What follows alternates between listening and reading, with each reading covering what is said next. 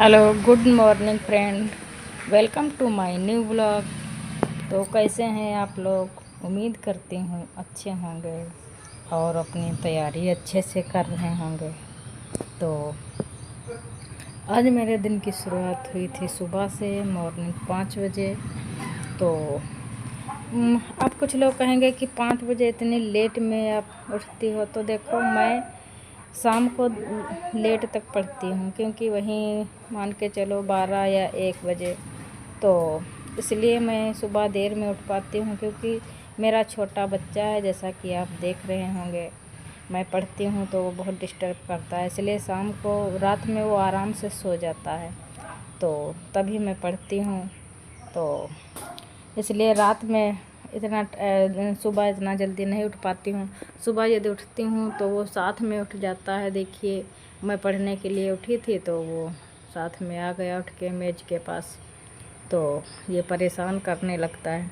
तो देखो, आप लोगों के पास तो ये न्यूज़ आ ही गई होगी कि परीक्षा कब होगी टीजीटी पीजीटी की। तो पीजीटी की तो परीक्षा 15-16 अक्टूबर को होगी, ये आप लोगों ने देख लिया होगा। और टीजीटी की परीक्षा 18-19 दिसंबर में होगी। तो मान के चलो अभी काफ़ी टाइम है। तो दिसंबर, क्योंकि अब टाइम मिला है तो अच्छे से तैयारी करना है। और यूपी टेट देखो 29-30 जनवरी। तो डेट तो फाइनल हो गई हैं। वैसे भी फाइनल तो कई बार हुई हैं, आप लोग जानते होंगे। लेकिन अब ये है कि यदि डेट ये फाइनल हो गई है तो इस पर परीक्षा हो जाए तो ज़्यादा बेटर है, क्योंकि कई बार हम लोग तैयारी करके उसके बाद फिर निराश हुए हैं कि पेपर नहीं हुआ है, पेपर नहीं हो रहा। तो अब यही है कि यदि डेट फाइनल हुई है तो अब इसी डेट में हो जाए। तो जिन्होंने पीजीटी का फॉर्म डाला है तो उनकी तो परीक्षा पहले लगी है, और जिन्होंने टीजीटी का फॉर्म डाला है तो उनकी परीक्षा बाद में है। क्योंकि मैंने तो टीजीटी का ही फॉर्म डाला था, क्योंकि मेरे पास बीए में संस्कृत थी नहीं, तो इसलिए हमने टीजीटी का ही फॉर्म फिल किया था। तो अब हाँ, ये है कि अब यदि डालना चाहें तो पीजीटी का मेरा फॉर्म पड़ जाएगा, क्योंकि मैंने सिंगल सब्जेक्ट से बीए किया था संस्कृत से। तो अब देखिए, तैयारी के लिए समय का सही उपयोग तो करना ही होगा, क्योंकि यदि सही उपयोग नहीं करेंगे टाइम का तो टाइम नहीं मिल पाता है। टाइम ऐसे चला जाता पूरा दिन कि पता ही नहीं चलता है कि ये काम करो वो काम करो। और जिनके पास छोटा बच्चा है तो वो तो समझ सकते हैं कि मतलब कितना पढ़ना मुश्किल हो रहा है। अब देखो, मैं पढ़ रही हूँ, ठीक है, मैं हिंदी पढ़ रही थी, हिंदी में उपन्यास मैं रिवीजन कर रही थी। तो मैं थोड़ा लिख लिख के करती हूँ तो मेरे माइंड में अच्छे से बैठता है। तो पहले तो लिख रही थी, तो उसके बाद ये बच्चा आ गया तो अब ये डिस्टर्ब कर रहा, कहीं पेन ले रहा जिससे हम लिख रहे थे। तो पेन ले लिया, तो हम बस बुक से ऐसे पढ़ रहे थे कि रिवीजन कर रहे थे। क्योंकि अच्छे से यदि मतलब एकदम नए से पढ़ना हो तो नहीं पढ़ पाएंगे, क्योंकि ये डिस्टर्ब करता रहता है। तो ये रिवीजन कर रहे थे ऐसे ही। अब ये देखो पेन ले लिया है, जिस पेन से मैं लिख रही थी वो पेन उसने ले लिया है। अब दो ना, तो बस जिद करता है। मैं इसको डांट रही थी कि जाओ उधर खेलो जाके, लेकिन वो नहीं जा रहा था। वो दोनों पेन हमको दिखा रहा था, ये लो। तो यही है। अब देखो, कुछ लोगों के यही सवाल हैं कि छोटा बच्चा है तो टाइम नहीं मिलता है, और घर में यदि काम करो ना करो, थोड़ा काम इग्नोर करो तो बहुत चिक चिक होती है। तो क्या किया जाए, ये हर घर की बात है। अब कुछ हस्बैंड तो ऐसे हैं जिनके जो पढ़ना नहीं देना चाहते हैं अपनी बीवी को। तो वो देखो, यदि पढ़ते देखेंगे तो वो कुछ ना कुछ नई बात रख देंगे कि मतलब वो पढ़ना तो देना नहीं चाहते हैं कि क्योंकि वो पॉजिटिव तो कोई बात बोलेंगे नहीं।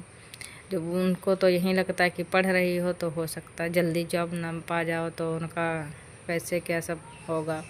तो यही है कि तो वो कुछ ना कुछ तो बात ऐसी कहेंगे ताकि आप लोग पढ़ ना पाओ। तो कुछ लोगों के घर में तो ऐसा होता है।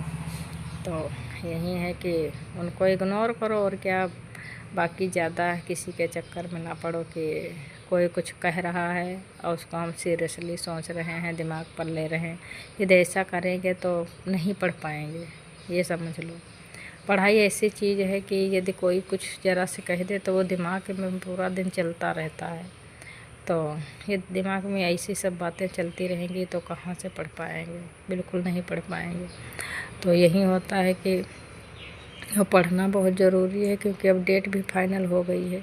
अब इसी डेट में पेपर हो जाएगा तो अच्छी बात है। बाकी अब इसी डेट के हिसाब से अच्छे से तैयार करना है, अपनी जी जान लगाना है, क्योंकि वैकेंसी तो कम है ही और अगली वैकेंसी पता नहीं कब आए, इसका तो कोई क्लियर तो है नहीं कि ये कब आएगी।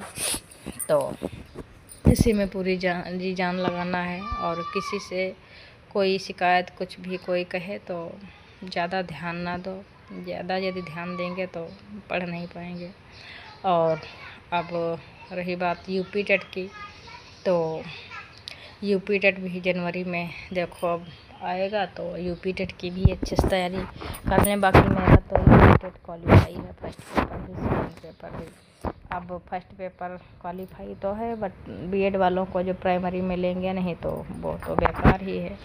बाकी जिनको यूपी टेट के बारे में मतलब कैसे पेपर आता है या क्या लेवल रहता है और कैसे पढ़ें, तो यदि उसकी जानकारी लेनी हो तो बताइएगा, कमेंट करिएगा, तो हम उस पर वीडियो बनाएंगे। और मेरा तो क्वालिफाई है, अच्छे नंबर भी हैं यूपी टेट में। क्या यूपी टेट क्या सी टेट सब क्वालिफाई हैं। बस ये है जॉब नहीं मिली है तो इसीलिए थोड़ा दिक्कत है।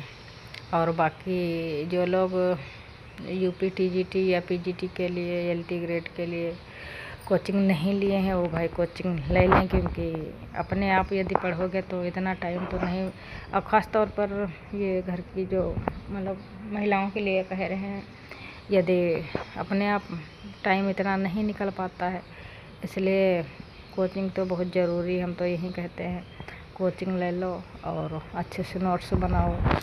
और नहीं तो अपने आप पढ़ोगे, कितना पढ़ोगे, कितनी बुक्स पढ़ोगे। तो अवसर लोग क्या है अपना, उनका तो यही काम होता है बस पढ़ना पढ़ना और पढ़ाना। तो वो तो बहुत सारी बुक्स पढ़ते रहते हैं। तो यदि कोचिंग लेंगे तो अच्छे से सब पूरा पाठ्यक्रम लिख के और उसके बाद फिर रिवीजन करने का टाइम रह जाएगा, क्योंकि टाइम भी मत मान के चलो अच्छा मिल गया है तो अच्छे से तैयार कर लो कोचिंग वगैरह लेके। तो पढ़ाई करनी चाहिए। हम तो यही कहते हैं कि अच्छे से कोचिंग ले लो और नोट्स अपना साथ साथ में बनाते रहिए, क्योंकि इतना बहुत तेज़ तो सर पढ़ाते नहीं हैं, और साथ में नोट्स बनाना चाहो तो बना सकते हैं।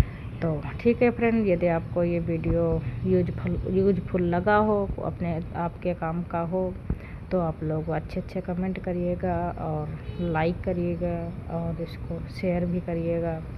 तो ठीक है, तो फिर आप लोग अच्छे से पढ़ाई करते रहिए और अब अगले वीडियो में फिर मिलेंगे। Okay, bye.